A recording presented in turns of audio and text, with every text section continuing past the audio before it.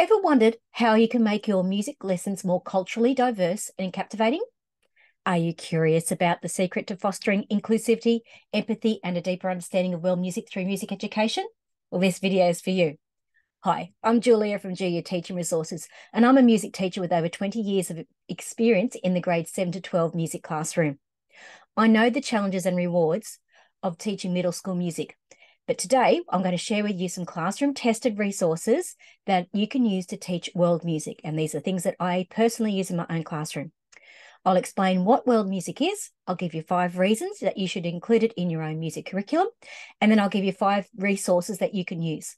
Teaching world music isn't just about making some noise. It's about broadening your students' horizons, fostering a deeper appreciation for diversity, and breaking down stereotypes. If you're ready to try teaching world music this year, stick around because we're about to get started.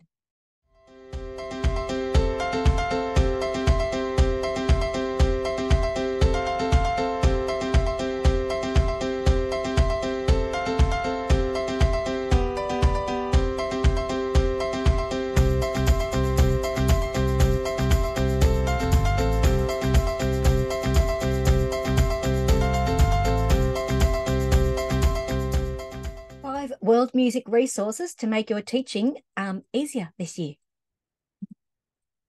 So welcome. In this video, we're going to go through what is world music, 5 reasons why you should teach about world music in your music classroom, and then I'm going to give you 5 resources that you can use to teach world music as well. And these are resources that I personally use. Hi, I'm Julia from GU Teaching Resources, and my mission is to help busy music teachers like you in classrooms around the world with the resources that you need to teach music appreciation to inspire the next generation of musicians. If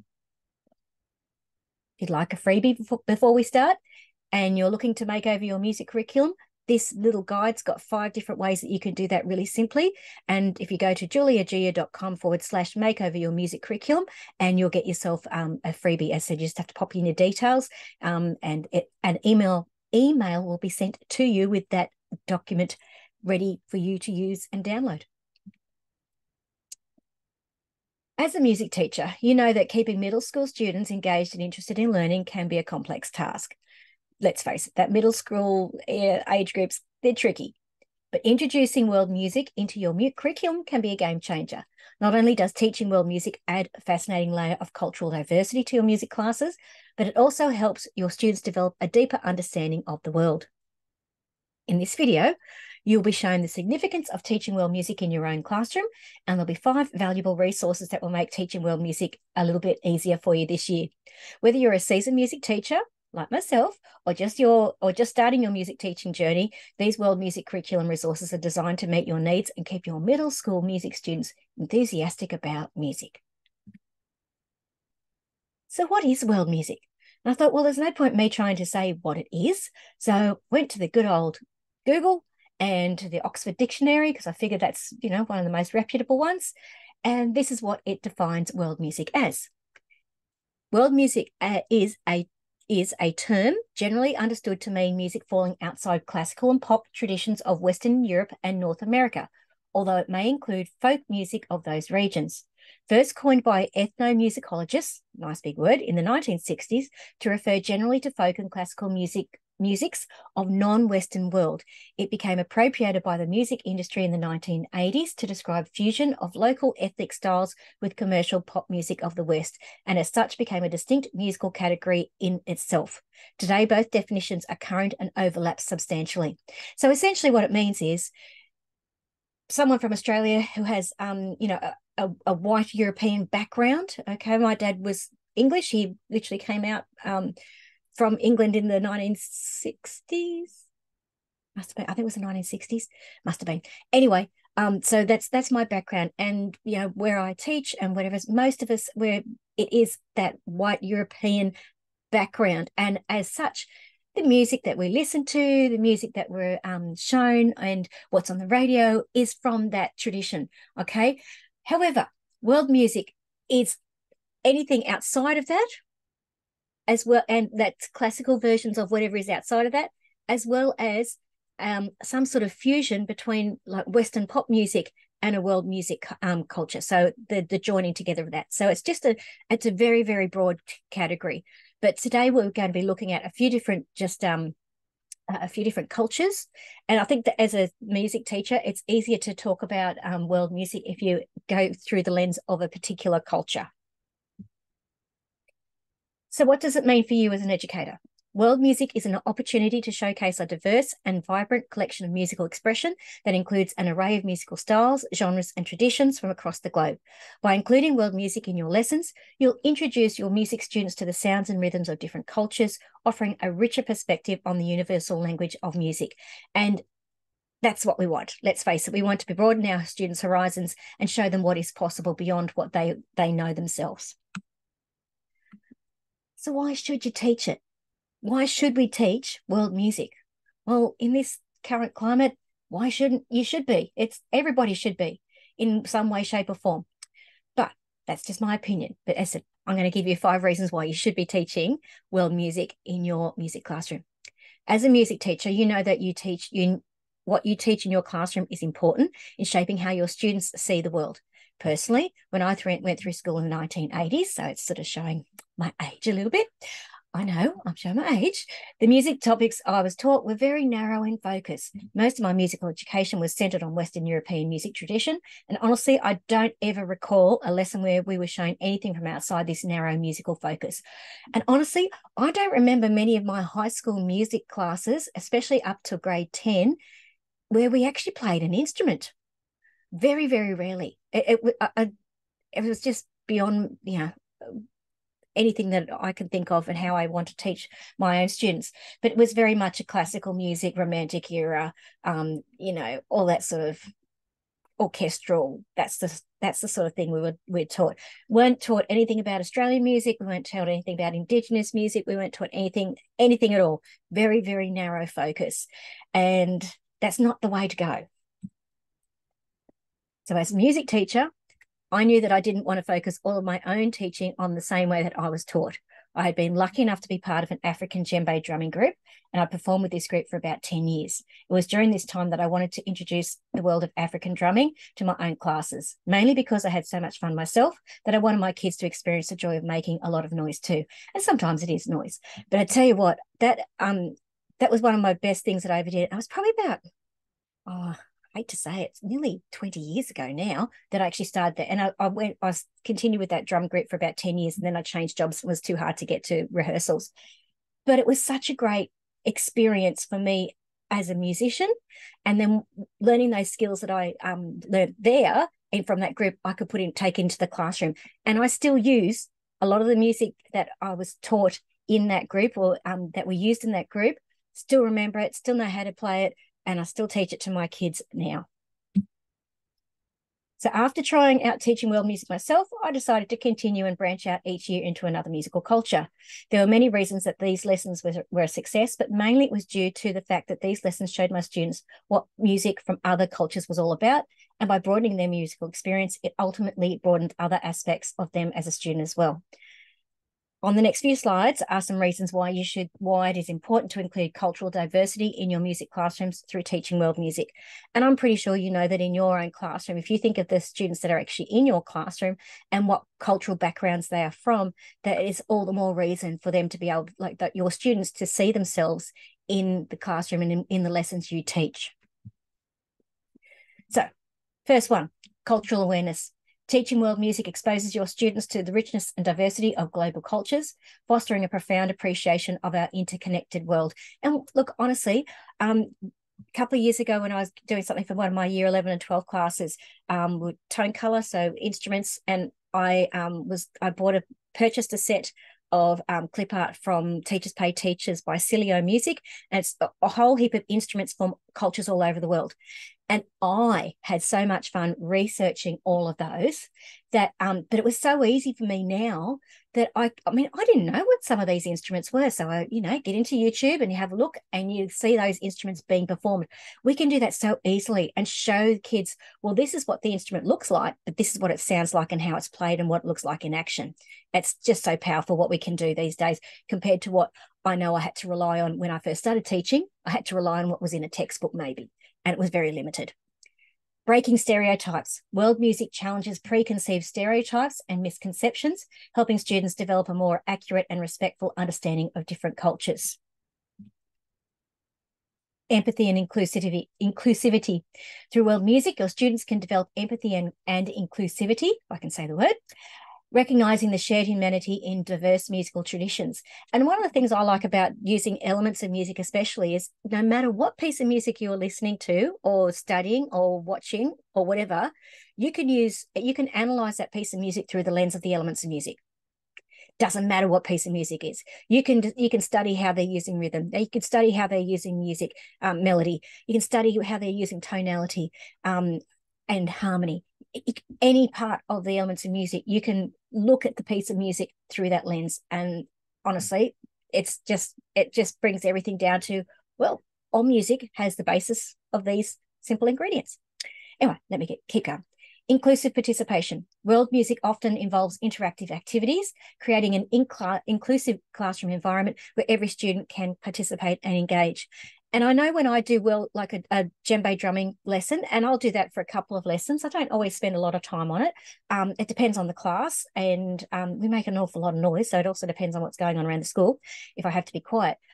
But you know what? Even those reluctant kids who don't really want to have a go at doing anything, because we know we've all got them in our class, that they will have a go.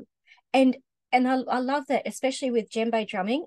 So I know I'm talking about that a lot, but it's because it's nice and simple and something I can refer to. Even if a student can't do the actual rhythm that I'm wanting them to do, I can quickly differentiate for them and say, I want you to do this. And I'll show them something more simple that will work with the rhythm we're actually doing. And the other thing is social and historical context. Understanding the social and historical context of the world music enables students to appreciate the struggles and achievements of various cultural groups.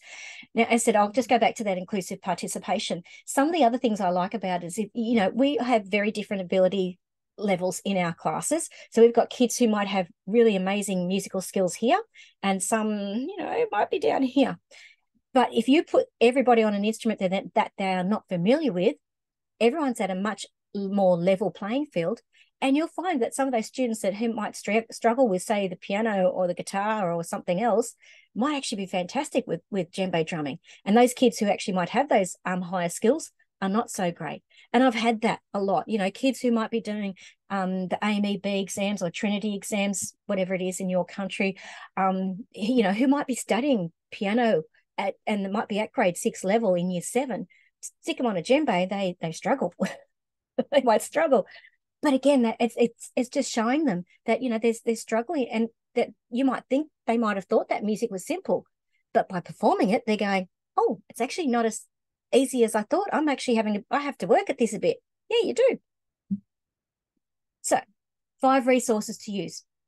Pretty simple. These are, as said, resources that I've developed over years because they're ones that I've needed for my own classes, and they work. All right.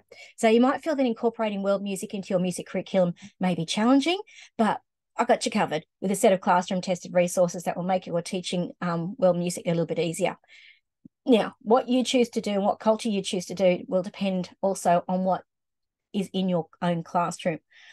Personally, we tend to have a lot of students from different Asian cultures, whether that be Japanese or Chinese, that's sort of the main one, and a lot of Pacific Islander cultures besides Aboriginals. We obviously have a lot of Aboriginal students as well. But so I tend to use those cultures in my own classroom because it helps the kids to see themselves in the lessons. Really does. Okay, so I'm just putting that out there. So anyway, the music, there's a particular bundle that has all this in there, or you can buy each part separately. So it's up to you. So the World Music Lessons and Worksheets bundle is designed with middle school and general music teachers in mind, and it includes the following. So you've got World Instruments Classroom Decor. So it's basically a bulletin board kit. You can use whatever parts you want, and you don't have to use it as for decoration. You could use it for colouring in. You could use it because it's black and white, and you can print it onto whatever colour paper you want that way. It's up to you how you want to use it, but there's a lot of great stuff in there. Their World Music's Lessons and Worksheets, is really, really helpful. Hopefully I've got some more information on that in a minute. The World Music Instrument Study Worksheets, they're great for the sub-tub or for days you're away, or for an assignment where you can give the kids a worksheet. They have to go and research that particular instrument, and it's hopefully something they've never seen before, have nothing, and they learn something. Okay. The African Music Composition Project. Now, that is one I've used for years. I love it. I love it. I love that project, and I love doing it every year, and I love seeing what my kids produce. And the last one is the World Music Instrument Match-It cards, and that's just a fun activity just to again help kids with different things they can do. So let's keep going. So that's what the actual bundle looks like at this present time. So the decor, here we go. So enhancing your music classroom with the World Instruments Classroom Decor kit, or the bulletin board kit, is a great way to immerse your students in world music from day one. These visuals serve as a dynamic and engaging backdrop for your world music lessons. You can use these resources to create a vibrant, multicultural learning environment. Display the posters and decorations throughout your classroom to spark curiosity and conversations about various world instruments. You might even want to try weekly or monthly World Music Instrument of the Week or month, okay, display, where students learn about different instruments' origins, sound, and cultural significance. This resource encourages students to become more inquisitive about the world's diverse music and serves as a conversation starter for your lessons. And there's things like alphabet bunting in there, and it's actually got instruments on the bunting as well. So there's lots of different things to actually have a look at. And it's just another thing. So what I really like doing is whatever we're doing here in our books, okay, it's connected to whatever we're performing and whatever we're composing and whatever we're listening to. And then if you've got it on your walls, you're immersing kids in the whole experience. So you can see here just a few things. So you can get them full page, okay, instruments, that's one instrument to a page. Again, they're great for colouring in, and if you get the kids to colour them in and then display them, or just print them big onto what I call A4 paper, print them twice the size, and have them displayed. You can see there the bulletin,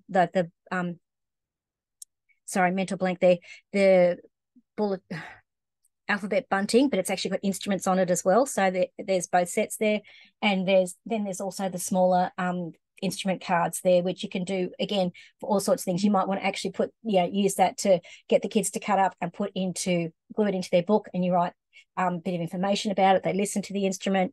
It could also be something they could use for games as well. Lots of different things. World Music Lessons and Worksheets. So this is my favorite. So the World Music Lessons and Worksheets is a full unit plan resource that offers a comprehensive set of lesson plans and worksheets.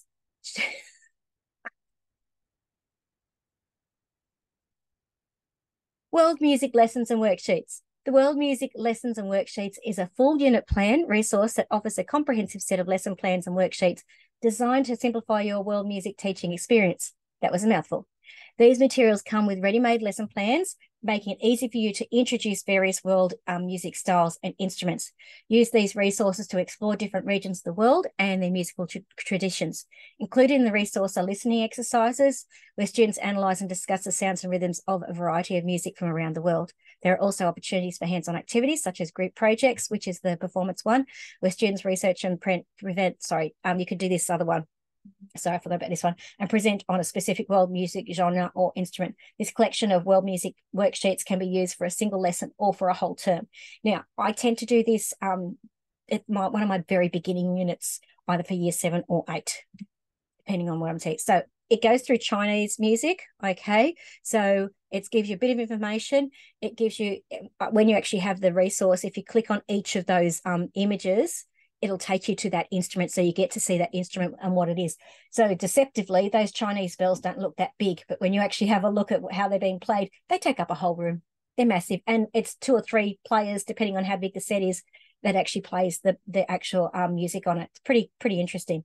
Okay, so there's those, and then I also give you some graphic notation versions of songs to play, which are really simple to do. So these ones are nice and fun to play on your tuned and untuned percussion instruments. Or if you want to, you can obviously use a guitar or a keyboard or whatever else you want to add to it. African music, again, same deal. You've got a lesson of information on there. You've got all the instruments in there, clickable, that it'll take you to that instrument, the djembe, talking drum, the juju, etc., etc. And then I think I've given you actually in this particular one 2 different pieces of music. One is Abi Senya Na, which is a nice simple one to do. And the other one is Banawa, which I like to do. And I use either of those for an assessment. I get the kids to base their own arrangement, composition and performance on these particular pieces of music in small groups. It's a really good one to do. And the last one is Indonesian music. Again, information, each of the instruments, and then Bendigo and Bali. Now that's not as easy to play as the other 2. And I say I don't always get to have time to actually do this one. There's only a few classes that I've got to do that particular piece with, because we've actually gone through the other stuff quickly enough that we could actually play that one as well. So I don't often get to do that particular one. I do get to do the other ones for sure, but not necessarily this one. But it's another nice little simple piece to actually do.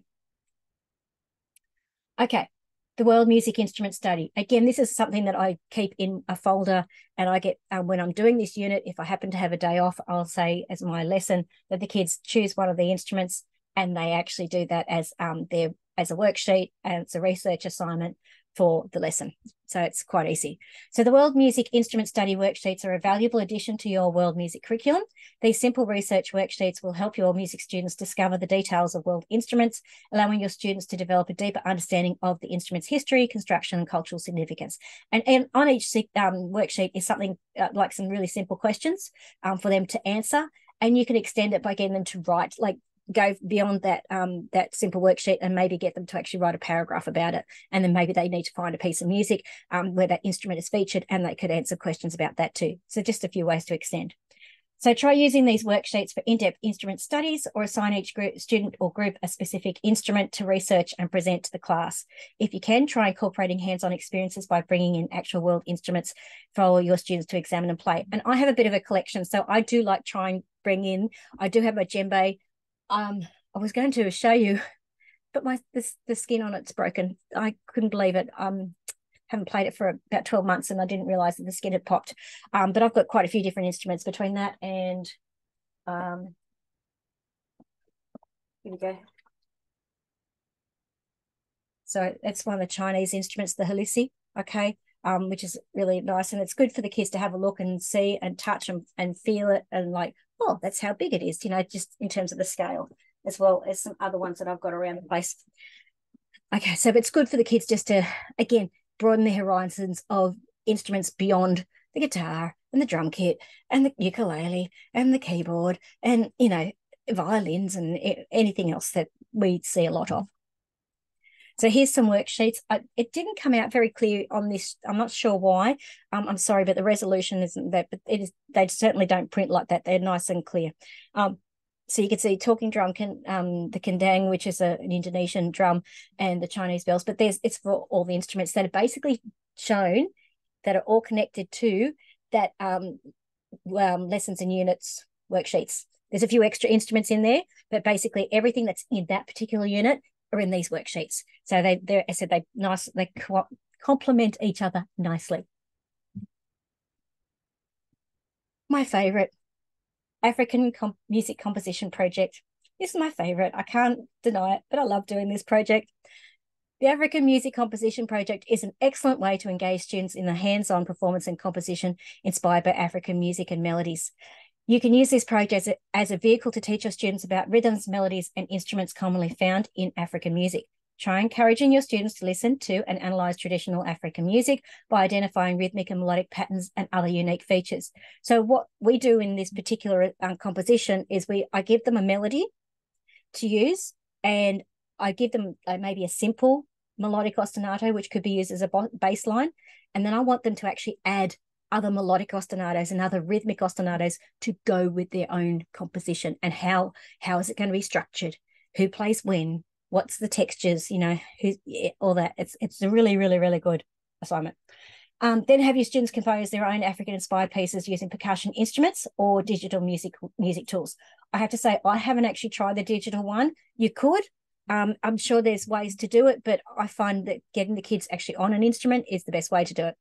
This project can be integrated into a larger unit on African music or world music in general, history and culture, allowing students to explore the deeper context of the music they create. As I said, it's just a really good project. I really like it for a few reasons, not only because musically I get to see who can perform, who can compose, but I get to see who are my little leaders, who can actually organize the groups, who are the kids who sit back and don't do much and will just play a triangle. And, you know, it's like, who needs a bit of a wiggle along? And who can actually work with people. The number of kids I've had who can't work with another person and really struggle in a group situation, it's amazing. And so, you know, these days I do give those kids a bit of an opportunity to actually work on their own, but I really do prefer when they work on together, because as musicians, we so rarely work on our own. We work with other people. That's part of the nature of making music. Very rarely do we do that as a solo experience. So anyway, but as I said, there's so many benefits to this project, and it kills a lot of birds with one stone. Sorry if you don't like that expression, but it works. So in that, you're going to get obviously a cover sheet. I give you a task description page. Now, if you're anything like my school, I will use that and put it into the performer I have to use. Okay. And then I'll give you a couple of pieces of music in graphic notation, because not everybody can read music. And again, it's you set what parameters you want them. Can they sing? Do they have to perform? How many drums can you have? All that sort of stuff. And then there's, as I said, there's not only OB-Senior, but there's also Banawa. Both of them work really well. The next one and the last one is the World Music Instrument Match-It cards. So these music instrument match-it cards, this is a recent addition to this bundle, because I haven't long created these in the last 12, 18 months, I suppose. But it's a fun, really fun activity. And again, it's great for that group work and getting kids to work together. So you can use these cards for engaging games and activities that challenge students to match the world instruments with their names, origins and sounds. This matching game is best used when students work in small pairs or small groups to match the instrument cards with their corresponding descriptions. You can use these cards as a quick warm-up activity at the start of each class, reinforcing what students have learned about with world instruments. Additionally, these cards make for a fantastic review resource before assessments, helping students solidify their knowledge of world music and instruments. Now, I tend to use these not just with my year 7s and 8s, but actually with my older kids, because I want them to be able to, and mainly because they have to identify the instrument, but they also have to say, like, is it an idiophone, quarterphone, whatever else, okay?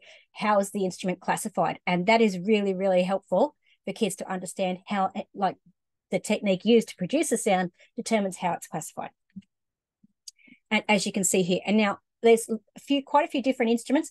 This set is based on those instruments I was talking about with the set from Celio Music.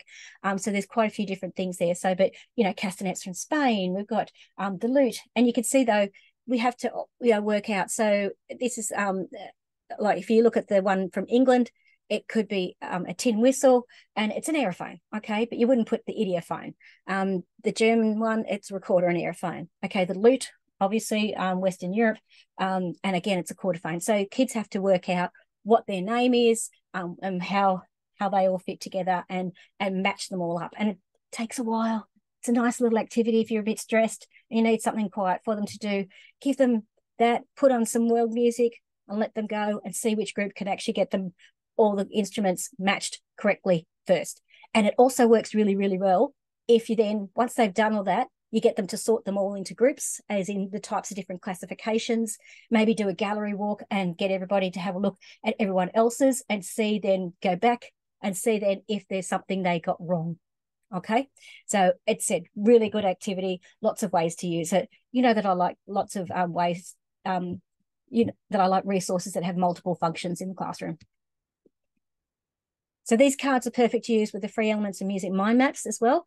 Try having your students classify the different world instruments into different musical categories with the instrument classification in mind maps. This lesson could make for a fun and interesting discussion as students justify their decisions to classify an instrument in a certain way. So, and these are the actual, the mind maps that these are the coloured ones that are actually on my site, my website, juliajulia.com. But if you get the free black and white ones, and it's just, it's basically this, and it's information that the kids actually have to fill in. But you can obviously purchase these as well. You can get the freebies. And then obviously instrument families.